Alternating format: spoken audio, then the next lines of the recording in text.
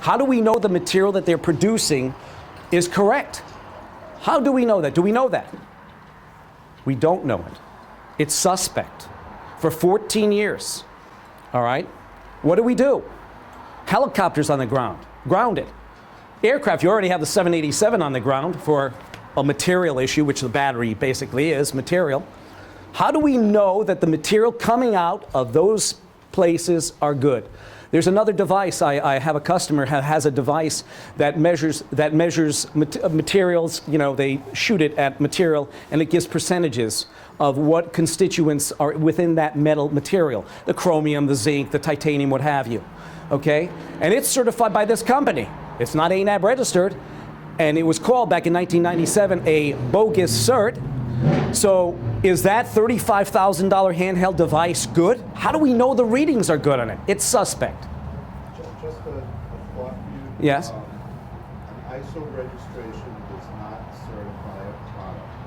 An ISO registration registers a company to indicate that it meets the intent of the standard, period. But if it's bogus, how do we know the material is good, regardless of the fact? Excuse me? Would that be based upon test results that should be reported? Well, the test reports can be lied to too, because if they're certifying by a bogus cert, maybe the tests are bogus as well. Okay, so let's go back to you got an argument a few minutes ago. There have been hundreds of companies over many, many years that produce materials and equipment for the United States government in different arenas. But that's the U.S. government. Yeah.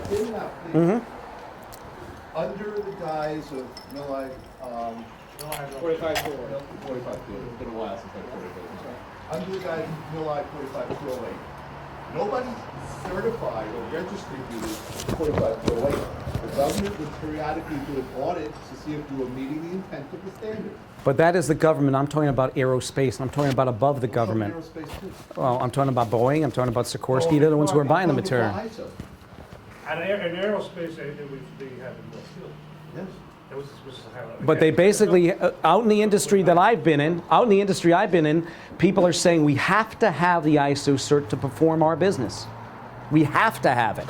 I think it's more, you know, when ISO first came on board, and actually Europe had all ISO, and there was a way for them to keep the massive offloading of European jobs to Americans clean.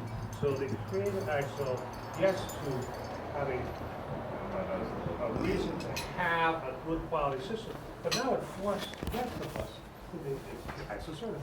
Now, I may mention of a small contractor, you can't do that. But there's a lot of big contractors that the government would say, what are you kidding me? You're not ISO certified? We're not going to give you contractors. Oh, there's other great contractors out there ISO certified. We're going to give it to them. So everybody jumps on board with the ISO. And now if there's small companies that this company, there was a company, Sikorsky. The guy made great product. And he just did not want the ISO cert. And so what happened? Sikorsky said, well, we love this product. We're going to buy this. Correct? We're just going to take total responsibility of that product. And they have to inspect the daylights out of it when it got there to ensure that it met. But we're only talking about a small microcosm in the whole sphere. We're only talking about a small little thing. This is global. This is an issue, okay? People judge certification on the products that I don't know where maybe I'm not drinking out of the right Kool-Aid container, because you know something? Because people judge certification on the product, whether you like to hear it or not.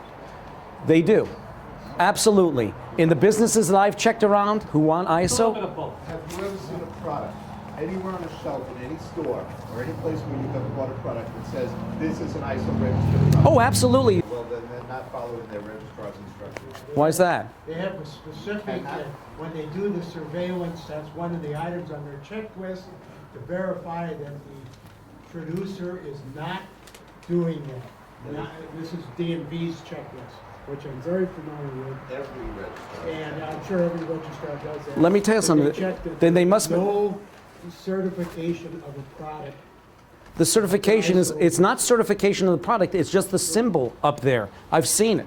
But they The ISO is a management system. your registrar says that you cannot use their logo at all on any product or marketing devices, because you are deeming that you're certifying No, marketing that they have devices, certified. marketing devices they allow because you're marketing that your company is a registered company. That's why they give you the. Our registrar won't let us. See the use inconsistencies, ladies and gentlemen? See it? One register, this register, there's no consistency. How can you have quality?